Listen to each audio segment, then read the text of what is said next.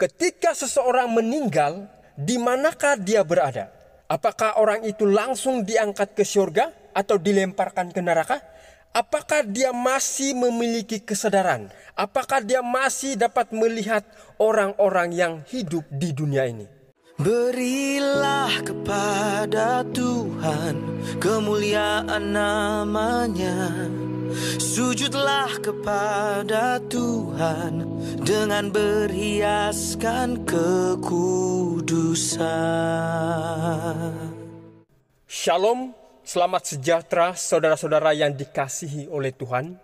Senang rasanya kita bertemu kembali di channel ini untuk membahas akan kebenaran firman Tuhan. Semoga saudara-saudara yang akan mendengar dan melihat pelajaran ini, saya berharap saudara akan bertumbuh iman dan hidup ini menjadi lebih indah ketika kita berjalan bersama Tuhan. Amin.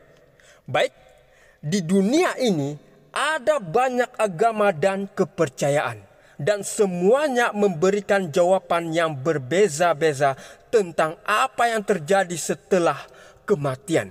Ada yang mengajarkan bahwa jika kita banyak berbuat baik, maka ketika kita mati, roh kita akan langsung masuk ke surga. Sebaliknya, jika kita banyak berbuat dosa, maka roh kita akan langsung masuk ke neraka dan disiksa selamanya. Selain itu, ada juga agama yang mengajarkan bahwa ketika seseorang mati, dia akan pergi ke alam roh untuk berkumpul dengan para leluhur mereka.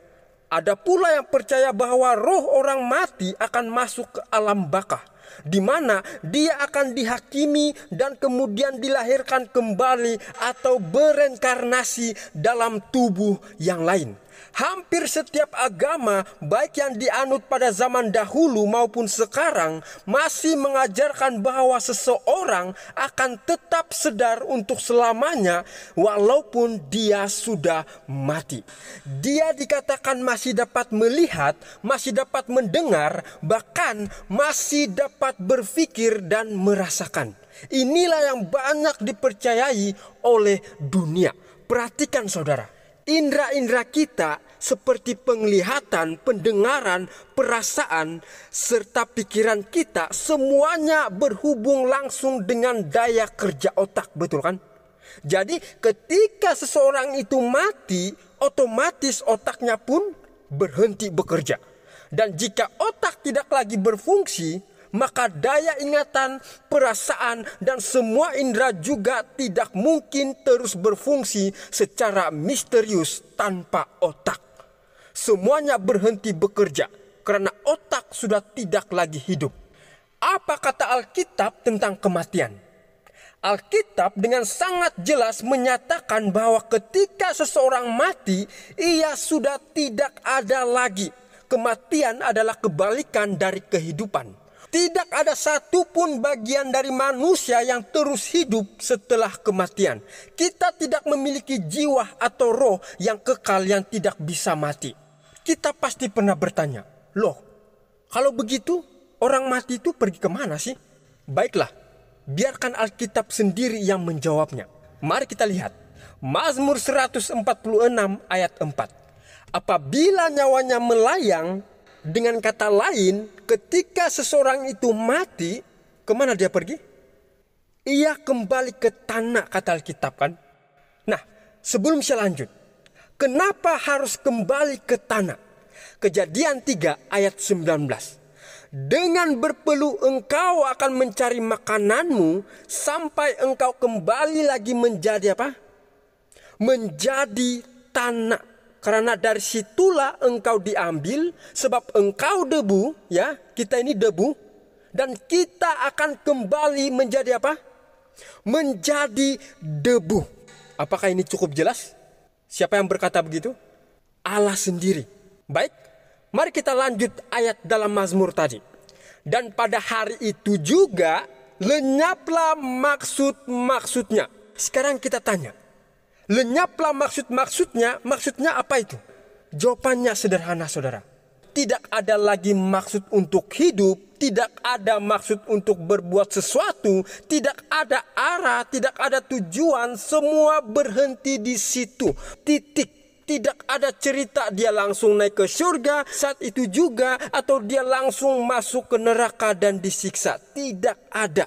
Semua rencananya, semua impiannya, semua perasaannya dan semua kesadaran habis lenyap. Tidak ada lagi.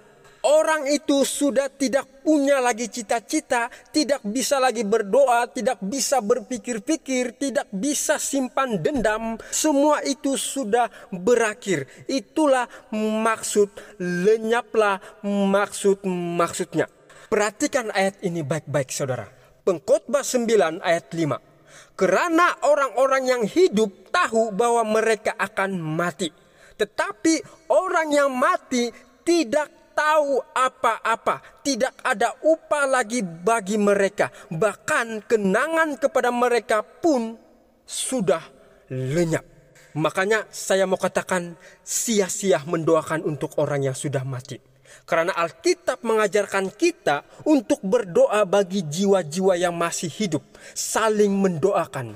Kalau saling mendoakan termasuk orang yang sudah mati, bagaimana orang mati bisa mendoakan untuk kita? Tidak bisa kan? Hanya orang yang hidup saling mendoakan.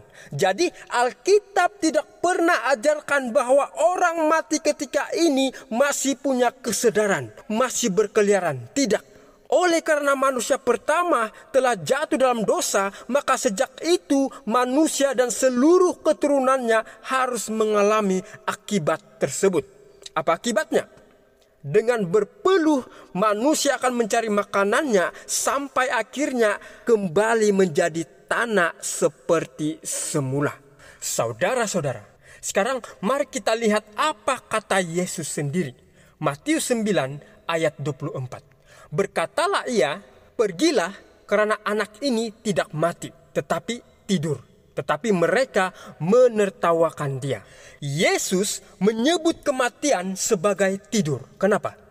Karena bagi Tuhan kematian bukan akhir, tetapi sebuah keadaan tidak sedar yang satu hari nanti akan dibangunkan kembali. Dan bukan hanya di situ saja, mari kita lihat satu lagi contoh dari pernyataan Yesus tentang ini. Dalam Yohanes 11 ayat 11 mengatakan, demikianlah perkataannya, dan sesudah itu ia berkata kepada mereka, Lazarus saudara kita telah tertidur, tetapi aku pergi ke sana untuk membangunkan dia dari tidurnya. Satu pertanyaan untuk kita semua. Kenapa Yesus menyamakan kematian seperti tidur? Mari kita renungkan bersama. Apa itu tidur? Tidur adalah istirahat sementara, bukan rehat yang kekal. Orang yang tidur pasti akan bangun, itu kuncinya. Tidur berarti ada waktunya dia akan bangkit. Dan inilah sebabnya Yesus menyebut kematian seperti tidur. Karena semua manusia yang pernah mati pasti akan bangkit nanti. Apakah ini jelas saudara? Yohanes 11 ayat 13 dan 14.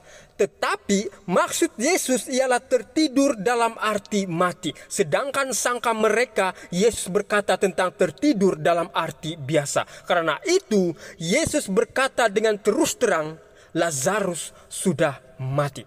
Saudara pasti pernah dengar kisah Lazarus kan? Saya yakin kita semua di sini tahu cerita tentang Lazarus yang terdapat dalam Yohanes 11 ayat 1 hingga 44. Di sana diceritakan bahwa Lazarus sudah mati selama 4 hari. Bahkan saudaranya berkata, Tuhan, ia sudah berbau busuk. Tetapi Yesus membangkitkan Lazarus dari kematian. Bayangkan saudara, sudah 4 hari, sudah membusuk, sudah tidak bernyawa. Nah, kenapa saya mengajak kita merenungkan kisah ini? Karena ada sesuatu yang sangat menarik dan sangat penting untuk kita perhatikan. Perhatikan baik-baik saudara.